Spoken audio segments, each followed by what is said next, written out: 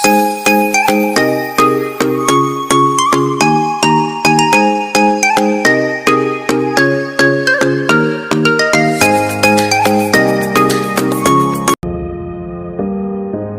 saya akan menjelaskan tentang pengertian global warming atau pemanasan global. Jadi, pemanasan global adalah bentuk ketidakseimbangan ekosistem di bumi akibat terjadinya proses peningkatan suhu rata-rata di atmosfer, laut, dan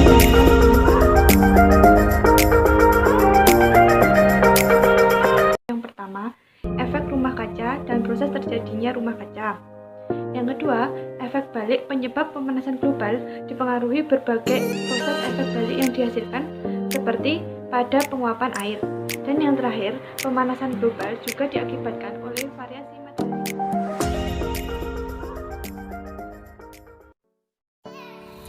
Selanjutnya yaitu dampak pemanasan global. Pemanasan global telah memicu terjadinya sejumlah konsekuensi yang merugikan baik terhadap lingkungan maupun aspek dalam kehidupan manusia. Beberapa dampak tersebut diantaranya yaitu mencairnya lapisan es di kutub utara dan selatan. Peristiwa ini mengakibatkan naiknya permukaan air laut secara global. Hal ini dapat mengakibatkan sejumlah pulau-pulau kecil tenggelam. Kehidupan masyarakat yang hidup di daerah pesisir juga dapat terancam. Pemukiman penduduk dilanda banjir rob akibat pasang yang tinggi, dan hal ini berakibat kerusakan fasilitas sosial dan ekonomi. Yang kedua yaitu meningkatnya intensitas fenomena cuaca yang ekstrim. Perubahan iklim menyebabkan musim sulit diprediksi. Jadi, petani tidak dapat memprediksi musim tanam akibat musim yang tidak menentu. Hal ini juga akan mengakibatkan masalah pada penyediaan pangan bagi penduduk. Dampak selanjutnya yaitu punahnya berbagai jenis fauna. Flora dan fauna memiliki batas toleransi terhadap suhu, kelembapan, kadar air, dan sumber makanan. Kenaikan suhu global menyebabkan terganggunya siklus air, kelembapan udara, dan berdampak pada pertumbuhan dan sehingga menghambat laju produksi bumi. Dampak yang selanjutnya yaitu habitat hewan akan berubah. Perubahan faktor-faktor suhu, kelembapan, produktivitas primer, sehingga sejumlah hewan melakukan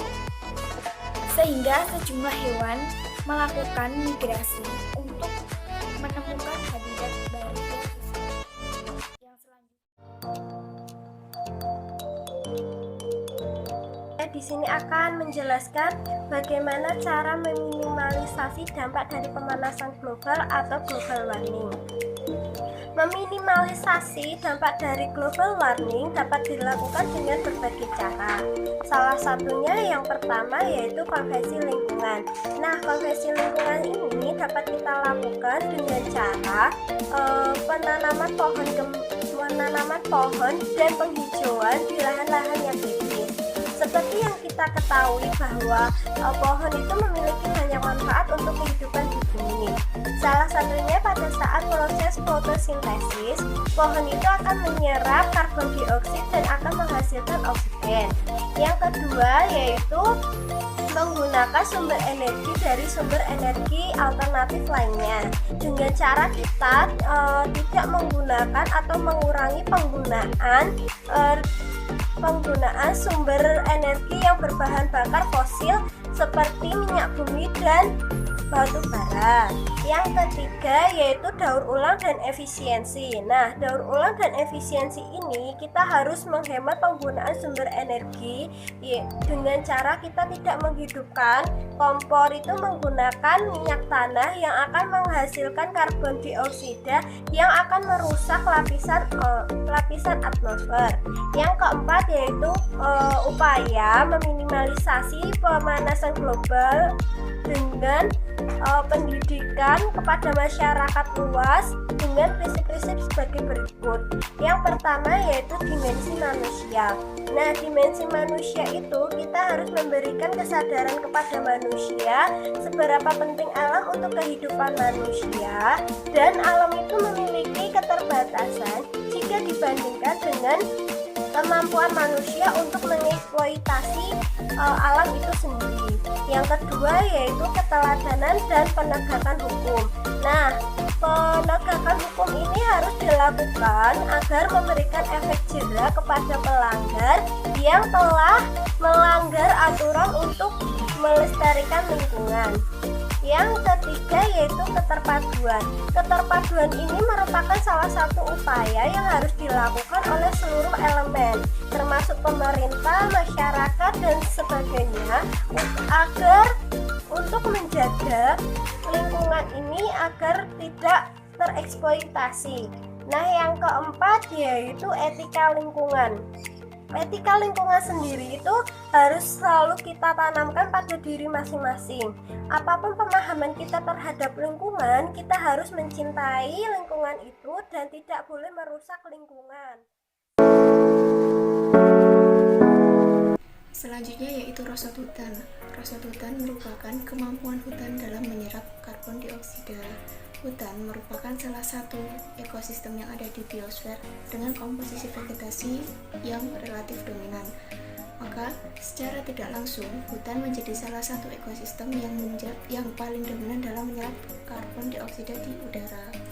Penyerapan karbon dioksida oleh hutan terjadi secara alami, yaitu pada saat proses fotosintesis, di mana dalam proses ini karbon dioksida atau CO2 akan diubah menjadi oksigen dan gugusan gula. Adanya kemampuan alami dari tumbuhan dalam menyerap karbon dioksida melalui fotosintesis menyebabkan hutan mempunyai peran yang sangat vital dalam menyerap karbon dioksida dengan jumlah yang sangat besar. Hal ini terjadi karena di dalam hutan terjadi proses akumulasi penyerapan CO2 secara kolektif oleh tumbuhan. Dan secara otomatis keberadaan hutan mampu menjaga kondisi iklim bumi dan mencegah berbagai kerusakan yang sering dihubungkan dengan climate change, greenhouse effect, dan lain sebagainya. Dengan peranan tersebut, seharusnya selayaknya kita untuk terus melestarikan hutan. Tapi sayangnya di lapangan masih banyak dijumpai laju deforestasi hutan yang tinggi, sehingga menyebabkan luasan hutan semakin berkurang dari tahun ke tahun. Dan bahayanya, tingginya laju degradasi luasan hutan menyebabkan kemampuan hutan dalam menyerap karbon dioksida di udara mengalami penurunan. Indonesia sendiri sebagai salah satu negara kepulauan dengan luasan hutan yang nomor 2 setelah Brazil mempunyai peran yang sangat penting dalam global warming isu sendiri. Kondisi lingkungan Indonesia jelas menjadi perhatian dunia. Oleh karena itu, Indonesia turut menyepakati perlunya upaya penurunan emisi gas rumah kaca, dan pemerintah Indonesia dengan sukarela bersedia menurunkan emisi gas rumah kaca sebesar 25% atau 0,76 giton pada tahun 2020 atau sebesar 41% atau 1,89 giton jika mendapat pendanaan dari pihak luar, atau 29% pada tahun 2030 dengan asumsi pertumbuhan ekonomi 5,7% per tahun.